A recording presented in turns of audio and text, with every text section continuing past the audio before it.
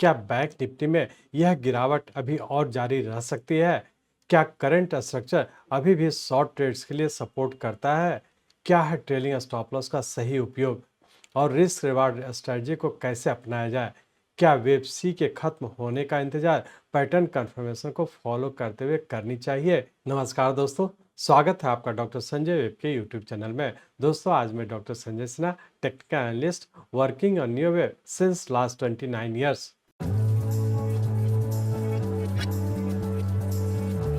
Start करने से पहले मैं समझता हूं कि आप लोग निश्चित रूप से डिस्क्लेमर को अच्छे से देखकर पढ़कर समझ लिए होंगे। इस चैनल पर दिए गए सभी कंटेंट एजुकेशनल पर्पस से बनाए गए हैं और इसका उद्देश्य किसी भी प्रकार की एडवाइस या रिकमेंडेशन करना नहीं है। हम सेबी रजिस्टर्ड फिनेंशियल एडवाइजर नहीं है, इसलिए हम आपको स्ट्रिक्टली सलाह देते हैं कि अपने प्रोफेशनल के कंसल्टेशन के बिना आप कोई भी डिसीजन फिनेंशियल इन्वेस्टमेंट, ट्रेडिंग या कुछ भी ना करें। कुछ भी प्रॉफिट या लॉस होता है तो उसके लिए रिस्पॉन्सिबल आप खुद होंगे। पिछले हफ्ते जैसा कि हमने पहले फॉरकास्ट किया था, बैंक निफ्टी अभी एक शॉर्ट टर्म करेक्टिव फॉल में है। अगर आप हमारा एनालिसिस फॉलो कर रहे हैं तो आप इस मूव का प्रॉफिट ले रहे होंगे। आज के वीडियो में मैं आपको दिखाने वाला हूं कि अभी कौन सा स्ट्रक्चर चल रहा है, कैसे शॉर्ट पोजीशन को होल्ड करें या नए शॉर्ट ट्रेड्स बनाएं और कैसे अपने प्रॉफिट सिक्योर करें। न्यू एनालिसिस का यूज करके स्टॉप लॉस को ट्रेल करना ना भूलें और वेब सी के पूरा होने का इंतजार करें। याद रखें, सही धैर्य और अनुशासन ही आपकी सफलता की कुंजी है। आइए इसे स्टेप बाय स्टेप समझने के लिए चलिए हम लोग चलते हैं बैंक निफ्टी के रियल टाइम चार्ट पर। ये बैंक निफ्टी का हम लोग का डेली चार्ट है। इस डेली चार्ट में हम लोग देख रहे हैं कि 26 सितंबर 2024 को हम लोग का एक 13th वेव कंप्लीट किया, जो कि 5+4+4 के फॉर्म में इस पॉइंट पे पूरा करके और यहाँ से हम लोग करेक्टिव फॉल में इंटर कर चुके थे। इस करेक्टिव फॉल के तहत देखे थे कि यहाँ पे हम लोग का वेरी शॉर्ट टर्म का एक पैटर्न कंफर्म किया था। ये इंडिकेट किया था कि यहाँ से हम लोग का वेरी शॉर्ट टर्म और शॉर्ट टर्म के करेक्टिव फॉल में इंटर कर चुके थे। साथ ही साथ हम लोग का मीडियम टर्म के भी करेक्टिव फॉल में इंटर कर चुके थे। तो हम लोग ये कह सकते हैं कि 26 नवंबर 2024 से हम लोग का मीडियम टर्म के भी करेक्टिव फॉल में है, जबकि शॉर्ट टर्म और वेरी शॉर्ट टर्म के भी करेक्टिव फॉल में है। जिसके तहत हम लोग यहाँ पे देखे थे 26 सितंबर 2024 से लेकर के 21 नवंबर 2024 तक का एक जिगजैग पैटर्न का फॉर्मेशन हुआ, जो उससे बड़े टाइम फ्रेम का हमारा ए वेव हो गया और उसका यहाँ से हम लोग करेक्टिव बी वेव के फॉर्म में इस पॉइंट पे पूरा किए थे, जो कि एक जिगजैग पैटर्न में कंप्लीट करके और पुनः हम लोग यहाँ से सी वेव के फॉर्म में नीचे कंटिन्यू कर चुके। यहाँ पे हम लोग ये देख पा रहे हैं कि 26 सितंबर 2024 से जब मीडियम टर्म के करेक्टिव फॉल में इंटर किए, जो कि एक फ्लैट पैटर्न का फॉर्मेशन था, जिसके तहत नीचे ए वेव हमारा 3 वेव में था, जबकि बी वेव भी हमारा 3 वेव में था और उसके यहाँ से सी वेव के फॉर्म में नीचे कंटिन्यू कर चुके। यहाँ पे हम लोग ये कर सकते हैं 26 सितंबर 2024 से जब नीचे कंटिन्यू किया तो एक फ्लैट पैटर्न के फॉर्म में नीचे करेक्शन में इंटर किए, जिसमें कि रफली हम लोग का अब तक के 83 डेज का टाइम बीत चुका है। जैसा कि आप लोग टाइम साइकिल रूल्स के तहत जानते हैं कि 89 डेज में हम लोग का रफली मीडियम टर्म पूरा होने की संभावना, लेकिन यहाँ पे नीचे कहीं ना कहीं पूरा होने की संभावना है। तो यहाँ पे ट्रेलिंग अपर स्टॉप लॉस को स्ट्रिक्टली फॉलो करते हुए हम लोग नीचे की ओर कंटिन्यू रखेंगे। अब हम लोग ये देखने की कोशिश करेंगे कि मीडियम टर्म, शॉर्ट टर्म और वेरी शॉर्ट टर्म का अपर स्टॉप लॉस क्या होना चाहिए। तो जैसा कि आप लोग यहाँ पे देख पा रहे हैं, बी वेव हम लोग का यहाँ पे कंप्लीट करके फिर से सी वेव के फॉर्म में नीचे कंटिन्यू किया, तो हम लोग का शॉर्ट टर्म का अपर स्टॉप लॉस हो जाएगा ये वाला पॉइंट, जबकि वेरी शॉर्ट टर्म का हम लोग का अपर स्टॉप लॉस होगा ये वाला पॉइंट। तो इसी दोनों अपर स्टॉप लॉस को फॉलो करते हुए नीचे की ओर कंटिन्यू रखेंगे।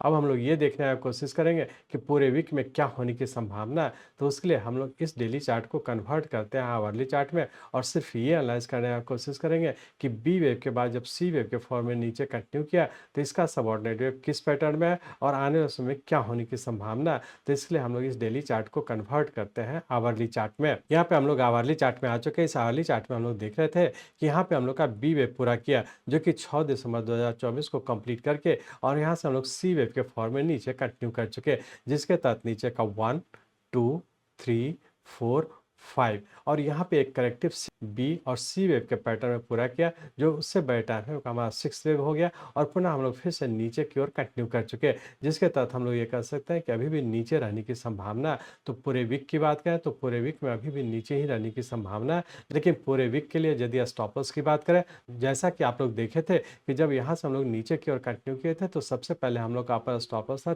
53,800 का, जबकि उसके बाद वाले वीक में हम लोग का फर्स्ट ट्रेलिंग अपर स्टॉप लॉस हो गया था 52,400 का।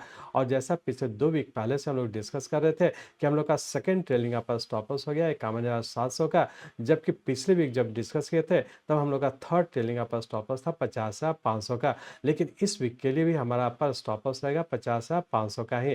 तो पूरे वीक की बात करें तो पूरे वीक के लिए भी हम लोग का थर्ड ट्रेलिंग अपर स्टॉप लॉस 50,500 का ही होगा और इसी ट्रेलिंग अपर स्टॉप लॉस को फॉलो करते हुए हम लोग नीचे की ओर कंटिन्यू रखेंगे।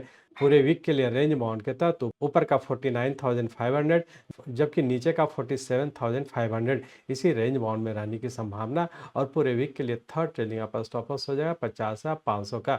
इसी अपर स्टॉप लॉस को ध्यान में रखते हुए हम लोग नीचे की ओर कंटिन्यू रखेंगे। अब हम लोग ये देखते हैं कि मंडे ट्यूसडे को क्या होने की संभावना, तो इसलिए हम लोग इस आवरली चार्ट को कन्वर्ट करते हैं 15 मिनट के चार्ट में। यहाँ पे हम लोग 15 मिनट के चार्ट में आ चुके हैं। इस 15 मिनट के चार्ट में हम लोग देख रहे थे, यहाँ पे हम लोग का नीचे का 5th वेव पूरा करके करेक्टिव राइज में इंटर किए थे, जिसके तहत ऊपर का ए बी और सी वेव इस पॉइंट पे पूरा किया, जो कि उससे बड़े टाइम फ्रेम का हमारा 6th वेव हो गया और पुनः हम लोग फिर से नीचे की ओर कंटिन्यू कर चुके, जिसके तहत नीचे का 1 और ये सेकंड वेव यहाँ से जब 0 टू ट्रेंड लाइन ड्रॉ करा तो ये हमारा सेकंड वेव हो गया और पुनः फिर से नीचे रहने की संभावना।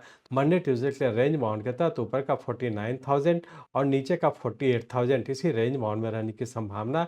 मंडे ट्यूसडे के लिए ऊपर का स्टॉप लॉस रखें 49,700 का। इसी अपर स्टॉप लॉस को ध्यान में रखते हुए छोटे से रेंज बाउंड में ट्रीट करेंगे, लेकिन ध्यान रखेंगे कि उससे बड़े टाइम फ्रेम का हम लोग का नीचे ही है, तो अपर स्टॉप लॉस को फॉलो करते हुए अपर लेवल पर शॉर्ट करें तो लोअर लेवल पर प्रॉफिट बुक करें या फिर होल्ड करते हैं तो इंट्राडे का अपर स्टॉप लॉस को फॉलो करते हुए नीचे की ओर कंटिन्यू रखेंगे। आप लोग जिस भी टाइम फ्रेम का ट्रेड करना चाहते हैं अकॉर्डिंगली उसी टाइम फ्रेम का स्टॉप लॉस को फॉलो करते हुए नीचे की ओर कंटिन्यू रखेंगे। अंत में मेरी सलाह है, फर्स्ट, पहले से मौजूद ट्रेड्स के लिए ट्रेलिंग स्टॉप लॉस का इस्तेमाल करें।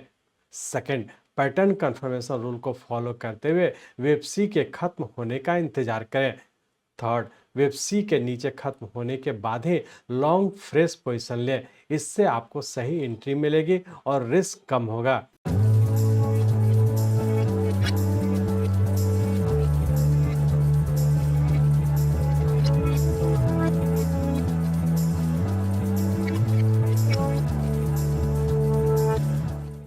थैंक यू दोस्तों, आपने वीडियो देखने के लिए समय निकाला।